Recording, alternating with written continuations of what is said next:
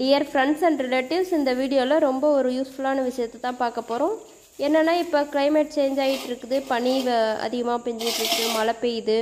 அப்புறம் ரொம்பவே கூலிங்காக இருக்கிறதுனால நமக்கு அடிக்கடி சளி பிடிக்கும், தலை பாரமாக இருக்கிற மாதிரி இருக்கும்.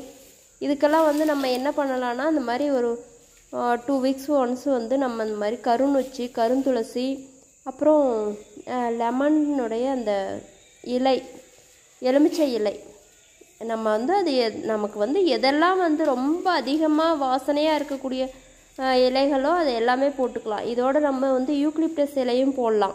அது நம்ம கிடச்சிதுன்னா அந்த மாதிரி அந்த இலையும் போட்டுக்கலாம். இதெல்லாம் வந்து எடுத்துகிட்டு கலெக்ட் பண்ணிட்டு வந்து வச்சு நல்லா வந்து சுடுதண்ணி கொதிக்க வச்சு அதில் போட்டு நம்ம ஆவி பிடிச்சோம்னா நமக்கு நல்ல ஒரு ரிலீஃப் கிடைக்கும். இதெல்லாம் அந்த காலத்துலேருந்து கிராமங்களில் பண்ணிகிட்டு இருந்த விஷயந்தான். ஆவி பிடிக்கிறது, வேது பிடிக்கிறதுன்னு சொல்லுவாங்க. இந்த மாதிரி இப்போ நம்ம வந்து சளி பிடிக்கும்போது இந்த மாதிரி ஆவி பிடிச்சிட்டு, அப்புறம் கொள்ளு ரசம், தூதுவளை ரசம், மிளகு ரசம், இந்த மாதிரி நம்ம வீட்டில் ஏதாவது வச்சு சாப்பிடும்போது அது இயற்கையாகவே வந்து சரியாயிடும்.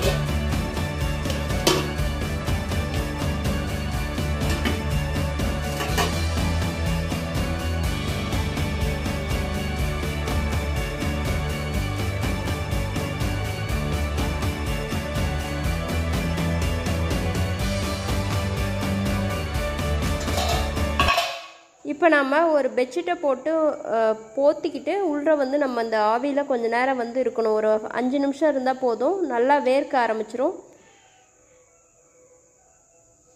நல்லா நம்ம சுவாசிக்கணும் உள்ளே. நம்மளால் எவ்வளோ நேரம் முடியுமோ அவ்வளோ நேரம், 5 to 7 நிமிஷம் வரைக்கும் இருந்துட்டு நம்ம வந்து எடுத்துடலாம். அப்புறம் இந்த தண்ணி ரொம்பவே கொதிக்க இருக்கிறதுனால நம்ம கொஞ்சம் கேர்ஃபுல்லாக சுட்டுக்காமல் ஆவி பிடிக்கணும். பிள்ளைங்களாம் இருக்காங்கன்னா கொஞ்சம் பார்த்து பத்திரமா வச்சுக்கணும். சேஃபாக பிடிச்சிக்கோங்க. Okay, thank you.